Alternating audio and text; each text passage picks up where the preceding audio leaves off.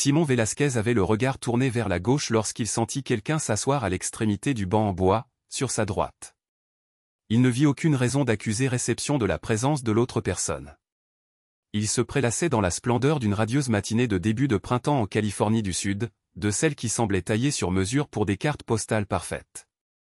Assis là, les mains enserrant une tasse imposante de café fumant, son attention finit par dériver vers la droite quelques minutes plus tard, où il remarqua une autre femme assise à ses côtés. C'était une femme d'âge mûr à la carrure solide, qui lui semblait vaguement familière. Bien que tenté de l'examiner ouvertement, il résista à l'envie de chercher où il avait pu la rencontrer auparavant, préférant des regards furtifs et rapides. Elle semblait concentrée sur son enfant, qui se balançait joyeusement aux barres parallèles. Au 4e ou 5e coup d'œil en douce, un frisson soudain lui parcourut l'échine. À sa grande stupéfaction, il réalisa non seulement qu'il la reconnaissait, mais qu'elle avait autrefois été sa femme. Son pouls s'accéléra et son cœur se mit à battre la chamade. Il lutta intérieurement avec le dilemme de savoir s'il devait l'ignorer ou la saluer. Ses réflexions furent interrompues lorsque la femme s'adressa directement à lui. « Oui, Simon, c'est bien moi. » La méchante sorcière de l'Ouest en personne, proclama devant Velasquez. Simon pivota à contre-cœur pour faire face à son ex-femme, l'observant pleinement pour la première fois depuis près d'une décennie. Dire qu'il était surpris serait un doux euphémisme. Il espérait ardemment que son expression ne trahissait pas son ahurissement total. Simon était bien conscient que devons partager son âge de 50 ans, mais à ses yeux, elle en paraissait plus près de 60. Elle avait pris environ 25 kilos depuis leur mariage. De fines ridulées des pattes d'oie lui sillonnaient le visage, et ses boucles blondes autrefois luxuriantes avaient été coupées court en une coupe garçonne sans éclat. Waouh! Tout bien considéré, ce n'était pas une transformation particulièrement réjouissante. Merci de garder une certaine décence. Simon soupira. Je suis consciente de mon apparence, fit remarquer Devon. Je ne m'attendrai pas à moins de ta part. Dave, tu sais bien que je ne serai pas si grossier, répondit Simon.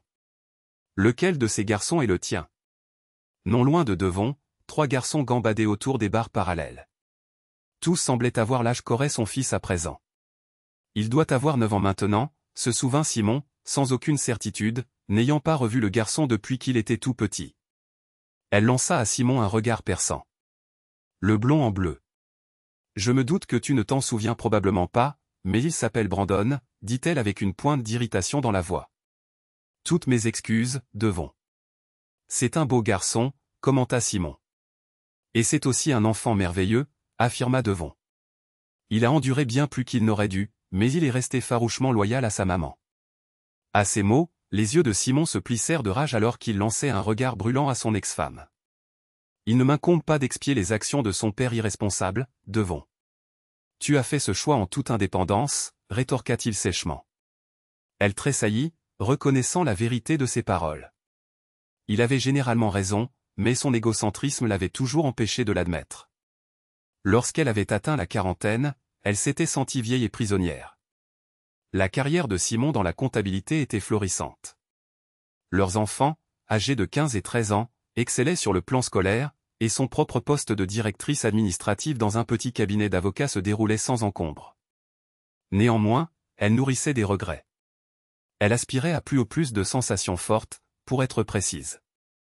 Elle l'imaginait comme une folie passagère, un cadeau pour son anniversaire, quelque chose d'extravagant pour raviver son sentiment de jeunesse. Pour son 40e anniversaire, les enfants devaient passer le week-end chez ses parents. Avec l'aide d'une amie, Devon avait fait en sorte qu'un étudiant local de 19 ans lui offre une nuit de plaisir, sa fête personnelle. Simon s'était vu offrir la possibilité de rester et d'assister à la scène ou de partir pour la soirée. Ce n'était pas une suggestion. Tous les arrangements avaient été prédéterminés. Son choix se limitait à rester ou à partir pour la durée de la nuit. Non. Pas simplement non. Absolument pas, avait-il hurlé en apprenant ses plans. Je refuse de te permettre de coucher avec un morveux de 19 ans juste pour retrouver ta jeunesse. Nous avons fait des vœux il y a 17 ans, et ces vœux ne comprenaient pas une exemption d'une nuit. Quand j'aurai 40 ans, c'est mon corps, et je peux en faire ce que je veux, avait-elle rétorqué. J'ai besoin de ça. Ce sera bénéfique pour moi. Et par conséquent, ce sera avantageux pour toi aussi. C'était là le cœur du problème, pensa-t-il. Si c'était bon pour elle, c'était censé être bon pour lui et pour la famille aussi. Elle savait qu'il la chérissait bien trop pour jamais lui refuser quelque chose qu'elle désirait vraiment. Et c'était quelque chose qu'elle désirait vraiment.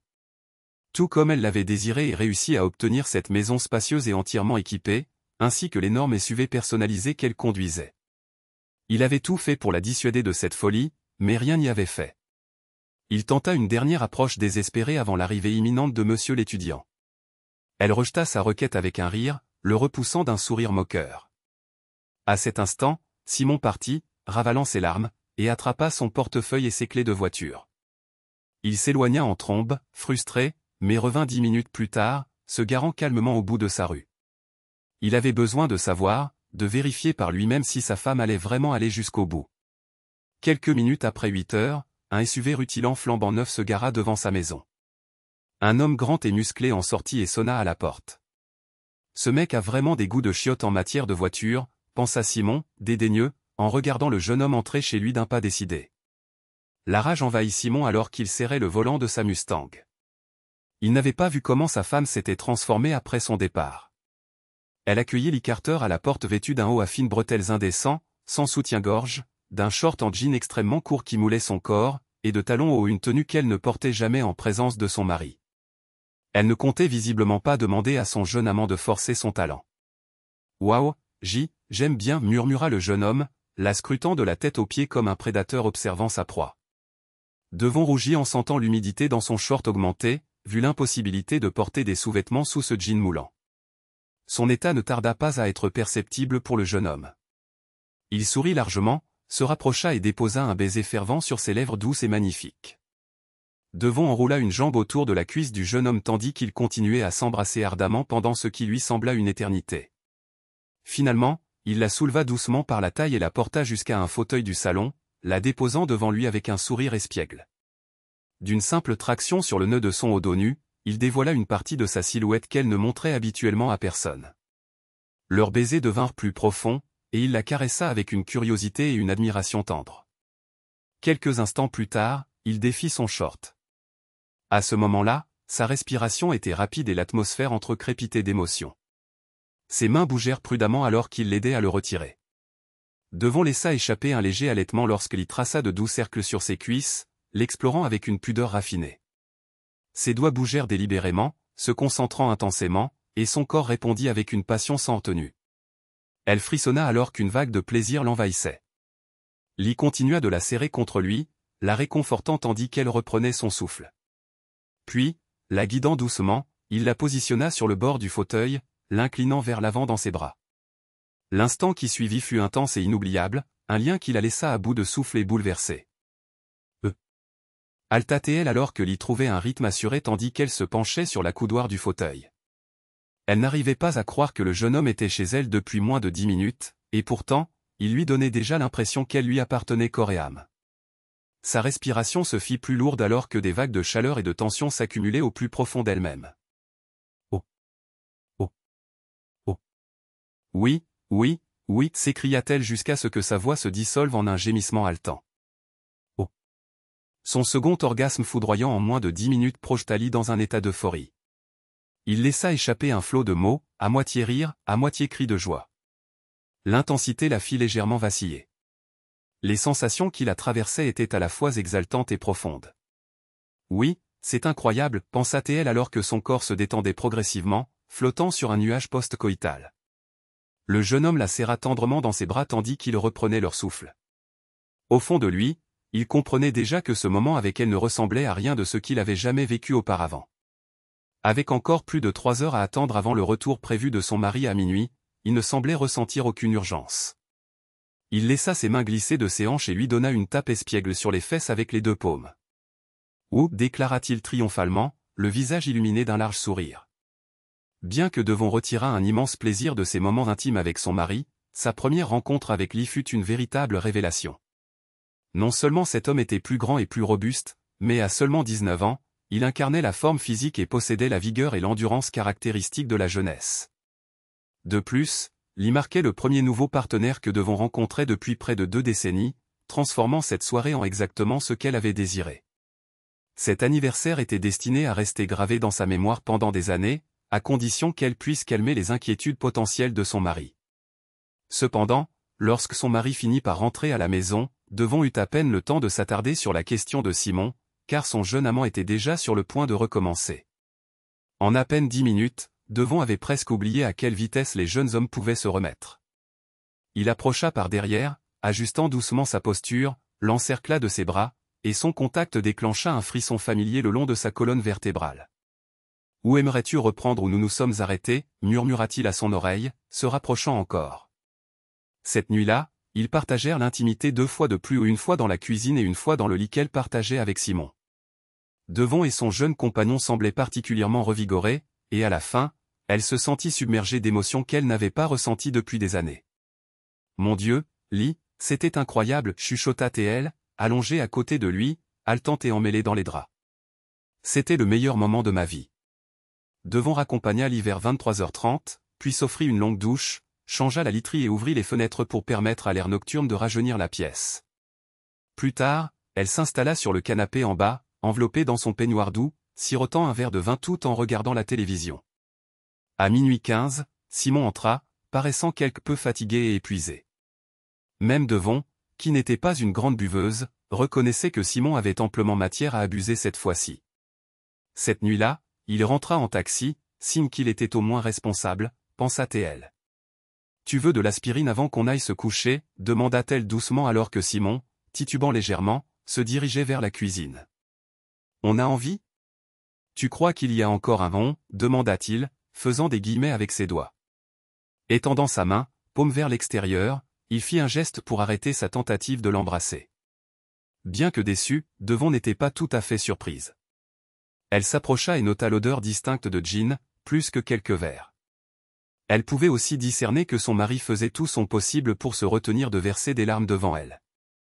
Il se détourna, prit une bouteille de jus d'orange de 25 centilitres dans le frigo et attrapa l'aspirine sur la table de la cuisine. Devon n'avait pas prévu d'éluder le sujet de ses activités nocturnes, car elle se sentait tout à fait justifiée dans ses actions, mais elle n'était pas non plus sur le point d'engager la conversation. Elle avait juste besoin de temporiser. « J'imagine que tu as passé une excellente soirée pour fêter ton anniversaire » déclara Simon. Ce n'était pas formulé comme une question, mais Devon comprit qu'il attendait une forme de réponse. « C'était une belle soirée » répondit-elle. « Merci pour le cadeau » ajouta-t-elle. « Soyons clairs sur une chose » intervint Simon, hésitant légèrement. « Je ne t'ai pas fait ce cadeau. Tu te le es fait toi-même » Simon, chancelant sur ses pieds, monta les escaliers avec Devon à sa suite. Il s'arrêta brusquement à l'entrée de la chambre principale, ce qui faillit faire entrer Devon en collision avec son dos. Il renifla une fois, puis une deuxième fois. Même avec la fenêtre ouverte, il murmura « C'était manifestement plus qu'une belle soirée » avant d'entrer dans la chambre d'amis et de fermer la porte derrière lui. Au minimum, Devon réalisa qu'elle devait accorder un peu d'espace à son mari depuis 17 ans pour respirer. Elle espérait qu'avec le temps, il finirait par accepter son cadeau d'anniversaire. Tout au long de leurs années ensemble, il ne lui avait jamais rien refusé qu'elle désirait vraiment. Bien qu'il soit fortement intoxiqué, Simon passa la nuit à se retourner, incapable de trouver un sommeil réparateur. Quelques heures seulement auparavant, il avait sincèrement cru qu'il était dans un mariage solide, non, exceptionnel. Maintenant, il se demandait comment il avait pu se tromper à ce point. Devon s'affairait déjà dans la cuisine à préparer leur petit déjeuner habituel du samedi lorsque Simon entra, visiblement avec la gueule de bois, avec un aspect et un sentiment d'être complètement misérable. Par compassion pour son mari, Devon posa une tasse de café noir devant lui. « Tu penses pouvoir gérer le petit déjeuner, ou je devrais en profiter en solo » demanda-t-elle doucement. Avec un gémissement, Simon répondit que le café suffirait. « Et moi qui ai pris la peine de faire des gaufres belges pour accompagner le bacon » fit remarquer Devon juste au moment où Simon se leva brusquement de sa chaise, courut vers la salle de bain du bas et passa une longue et pénible période enfermé dans un combat avec le trône de porcelaine. Quelques minutes plus tard, Simon rentra dans la cuisine, ayant l'air d'avoir connu des jours meilleurs. « Pourquoi tu ne m'as pas tiré dessus, Dave ? Ça aurait été moins douloureux » se lamenta Simon. « La mélodrame te va bien, chérie » répondit Devon doucement. « C'était pas censé avoir autant d'importance. »« À l'évidence, je t'ai déçu » ajouta Devon. « Si tu ressentais le besoin de quelque chose ou de quelqu'un d'autre que moi, pourquoi n'en avons-nous pas discuté ? N'aurions-nous pas pu essayer de résoudre nos problèmes ensemble ? de trouver une solution que nous pourrions tous les deux accepter? Ou à tout le moins, n'aurais-tu pas pu me montrer le respect de demander le divorce d'abord, plutôt que de me déchirer le cœur en lambeaux, demanda Simon. Tu ne m'as pas déçu, Simon. Ne laisse jamais cette pensée te traverser l'esprit, dit Devon doucement. C'est fondamentalement à propos de moi, mon ego et mes envies. Je ne rajeunis pas, soupir. Quant à moi, je voulais juste vérifier si j'avais encore ce qu'il fallait. Et maintenant, tu le sais. Je l'ai fait, je l'ai vécu. Et maintenant, on peut avancer et passer le reste de notre vie ensemble. Jusqu'à la prochaine fois où tu décideras de recommencer, pour une raison débile et aléatoire que tu inventeras, intervint Simon. Je ne recommencerai pas. C'était juste une fois, tu te rappelles? Ça n'aurait jamais dû arriver. Tu te rappelles de la partie où l'on s'engage à renoncer à tous les autres? Simon marmonna. Devon détourna le regard. Même si j'avais la gueule de bois, je ne suis pas naïve. Tu te rends compte qu'on est mariés depuis à peu près 6000 jours? Qu'est-ce qu'une seule nuit sur 6000? Tu es l'expert en statistiques. Fais le calcul. C'est négligeable, plaida TL. Tu essaies de t'accorder une soi-disant permission pour rétablir l'équilibre? C'est à ce jeu-là que tu joues? Non, je ne veux pas de permission spéciale. Je ne veux être avec personne d'autre que toi. Même si, en ce moment, je n'ai absolument pas envie d'être avec toi non plus. Tu ne comprends pas. Ton égoïsme nous a déchirés, fulmina Simon. Mon égoïsme? Et ton nombrilisme, alors, rétorqua TL. Tu es en train de suggérer que tu es prête à démanteler notre famille. Notre famille pour une seule nuit sur 6000? Pour une seule erreur sur 6000 jours? Non, Dave, je doute que ce soit une erreur. Tu savais exactement ce que tu faisais, et tu l'as mené à bien. Une erreur serait peut-être difficile à pardonner, mais je ne peux pas pardonner une machination froide. Une trahison. Tu m'as trahi. Oh, s'il te plaît. Maintenant, tu essaies d'être excessivement dramatique et pleurnicharde. Je ne t'ai pas trahi. J'ai passé une nuit de sexe fantastique avec un autre homme. Juste une. C'est fini maintenant. Et je suppose que tu t'attends à ce que je passe les 30 prochaines années à essayer de compenser ça, c'est bien ça, dit-elle. Non, Dave, ce n'est pas comme ça que ça marche, déclara Simon calmement.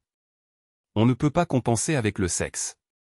Je ne suis pas une stupide adolescente obsédée qu'on peut distraire avec du sexe, comme l'abruti avec qui tu as couché hier. Pour que ce soit clair, je ne suis pas né de la dernière pluie. C'était méticuleusement planifié dès le départ. Mais où es-tu allé dénicher cet homme? Les lèvres de Devon se crispèrent en un rictus désagréable. Un ami de Marcy. Un ami, hein, commença Devon. Bordel, cria Simon. J'aurais dû me douter que cette sorcière allait jouer un rôle là-dedans. Dis-moi qu'elle ne t'a pas persuadé de faire ça. On en a parlé, mais elle ne m'a poussé à rien, répondit Devon. Elle a fait exactement ce que j'ai fait. Et son mari n'a pas mis fin à leur mariage simplement parce que ses sentiments ont été blessés. Édouard est un parfait idiot. Tu le sais, et je le sais.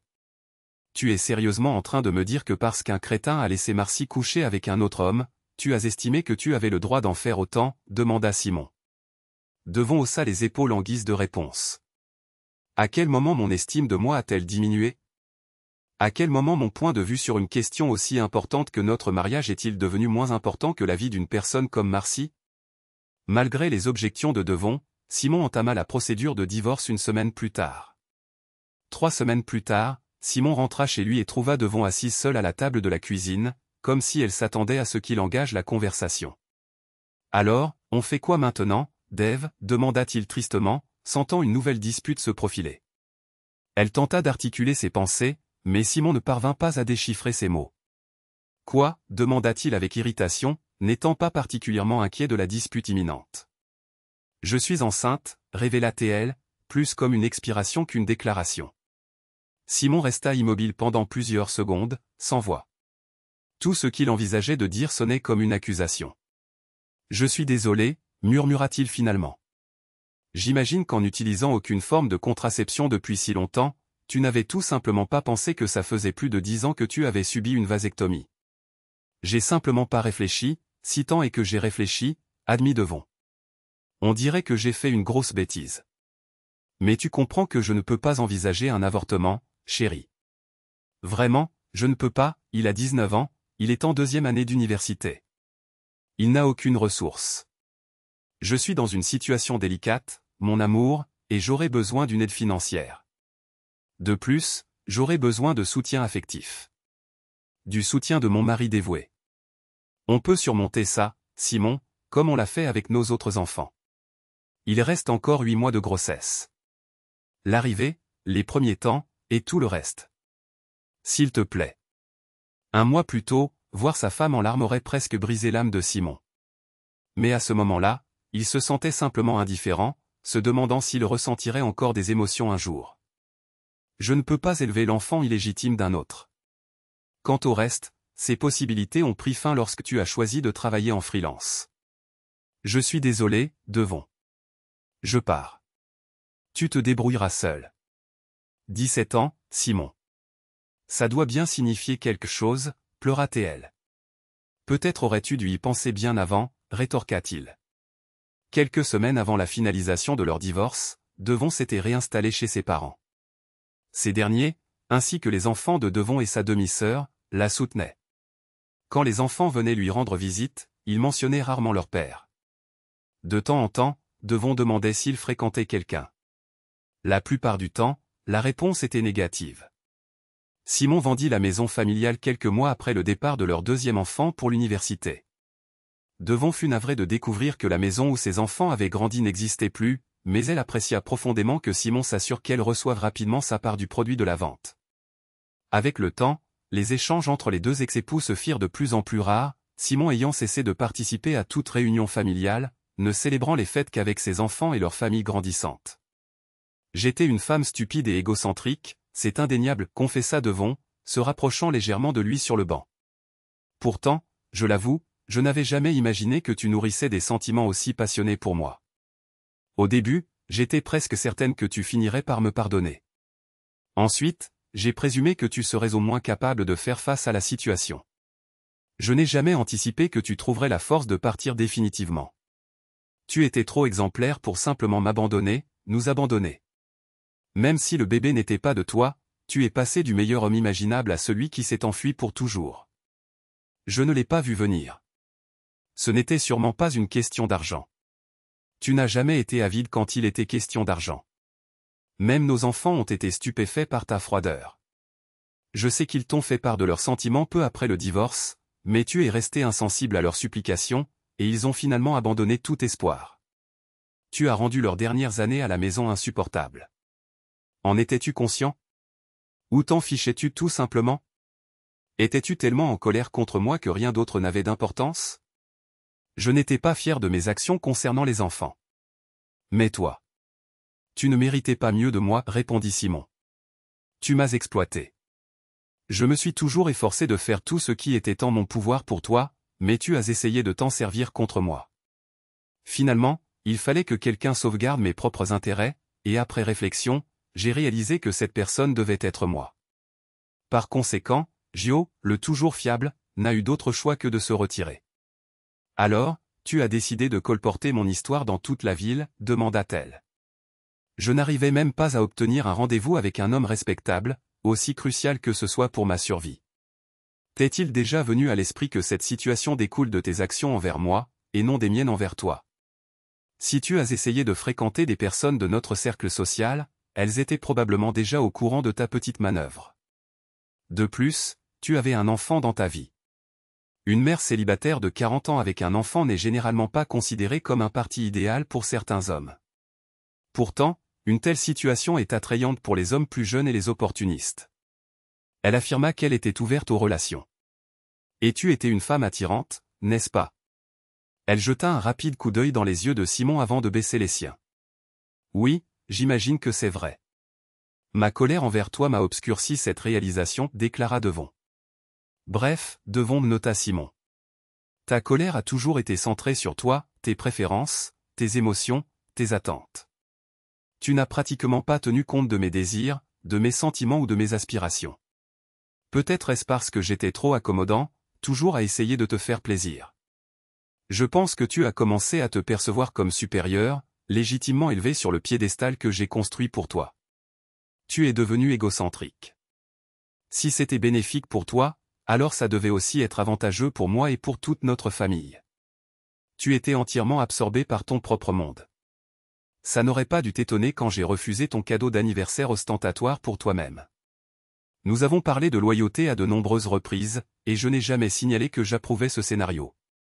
Je présumais que nous étions alignés sur nos valeurs, et jusqu'à ce moment, je n'ai jamais craint que tu me fasses une telle demande. Il demanda, « Pourquoi n'as-tu pas au moins pu m'aimer suffisamment pour essayer de trouver une solution ? Tu n'as même pas essayé. Tu m'as simplement écarté, remarqua Devon. Si tu te souviens bien, j'ai essayé de t'en dissuader. J'ai essayé à plusieurs reprises, sachant qu'une fois que tu aurais agi, ce serait irréversible. Je prévoyais que tu ne résisterais pas à tes propres désirs, et qu'à ce moment-là, notre relation se terminerait inévitablement. Comment as-tu pu ne pas le voir ? Devon tressaillit. Je l'ai reconnu.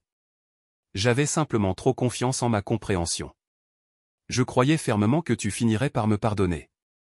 Tu m'as surpris. Non, tu ne l'as pas fait. Tu es restée cohérente. Mais j'ai été étonné que tu me refuses ton indulgence. J'avais autrefois la capacité de t'influencer sans effort. Tes aspirations, tes maisons, tes voitures, tout cela s'alignait logiquement, mentionna Simon. Dans l'ensemble, ces détails avaient peu d'importance pour moi. Toutefois, ton engagement envers la fidélité était un aspect profondément important pour moi. Comment as-tu pu négliger cette distinction ? J'étais persuadé que, par amour pour moi, je pourrais modifier l'un de tes principes fondamentaux. Marcy m'avait assuré que ton affection finirait par triompher, affirmait Devon. Simon haussa un sourcil. Il pinça les lèvres. Ah, Marcy. L'élément oublié de toute cette histoire. Tu l'as écouté, toi, et tu m'as ignoré, moi. Tu as sciemment négligé mon point de vue. J'étais ton épouse. La situation aurait dû être inversée, affirma Simon. Et concernant cette personne imprudente, quelle influence exerçait-elle sur toi ? Ce fut au tour de Devon de pincer les lèvres. J'ai rompu les ponts avec elle pendant plus de 5 ans après avoir réalisé qu'elle ne se souciait pas de mon bien-être. Elle était prête à jouer le rôle de mon assistante tant que je restais un coureur de jupons, après ton départ et jusqu'à ce que je comprenne qu'elle cherchait, à tout prix, un complice. Un véritable ami essaie de t'aider à t'améliorer, pas à t'encourager à te perdre moralement. Il m'a fallu du temps pour m'en rendre compte, avoua Devon. Alors, comment ton cher papa poulait-il sa progéniture ? On dirait que vous deux ne vous épanouissez pas, fit remarquer Simon. Mon dénuement t'apporte-t-il une certaine satisfaction, répliqua T.L. avec sarcasme. Simon désapprouva d'un regard. Non, il n'a pas versé un centime depuis des années. Il a déménagé dans un autre état et a cessé de verser toute pension alimentaire. J'ai essayé de le retrouver, mais j'ai finalement conclu que les dépenses engagées seraient supérieures à tout avantage potentiel. Honnêtement, rien de ce que j'ai fait concernant cet enfant ne semblait jamais justifier les coûts encourus. Elle balança doucement la tête comme pour chasser des pensées persistantes. Soudain, une illumination. C'est l'enfant de qui, celui-là, demanda-t-elle en jetant un bref coup d'œil aux enfants qui jouaient dans le parc. Le petit sur la balançoire, aidé par la jeune femme aux cheveux roux et minces, répondit-il. Devon remarqua l'alliance à l'annulaire de Simon. C'est votre femme, demanda-t-elle, ajoutant, elle me paraît bien jeune pour vous. Il y avait une pointe de sarcasme audible dans sa voix. Elle a 37 ans, prend admirablement soin de ce vieux bonhomme et de notre fils Liam, répondit Simon. Il a 3 ans. Incroyable. Elle est plus jeune que moi. Pourquoi avoir opté pour ça alors que nos enfants sont grands et ne vivent plus à la maison ? Interrogea Devon. Camilla, c'est ma femme. Elle n'avait pas eu d'enfant avec son précédent mari, mais elle en désirait ardemment. Et vu l'âge d'un homme comme moi, je suis encore en assez bonne forme. Je continue à fréquenter la salle de sport, à faire du vélo de temps en temps, et ma femme et moi pratiquons des exercices d'aérobic personnel, ajouta Simon, puis il rougit en réalisant l'implication de ses propos. Bon, d'accord, j'ai compris, répondit Devon. Je crois que je suis heureuse pour toi. Tu ne méritais pas la façon dont je t'ai traité, Simon esquissa un rire sans joie, ce qui troubla son ancienne épouse. Oui, je ne méritais pas la façon dont tu m'as traité, concéda T.Il. Mais, au final, tout s'est exceptionnellement bien passé pour moi. Exceptionnellement bien. Mais ne t'attends pas à ce que je t'en sois reconnaissante. Après quelques instants de silence, Devon commença à parler, mais Simon leva les yeux au son de la voix de sa femme qui l'appelait depuis les balançoires. « Oh, il faut que je vous laisse. Écoutez, j'ai une tasse de café noir presque pleine ici. Ce n'est pas comme si nous n'avions jamais partagé de microbes auparavant. Vous en voulez? Mais évidemment. Merci, murmura doucement Devon. Simon se leva et s'approcha de la femme aux cheveux roux et du petit garçon, un sourire s'étalant sur son visage.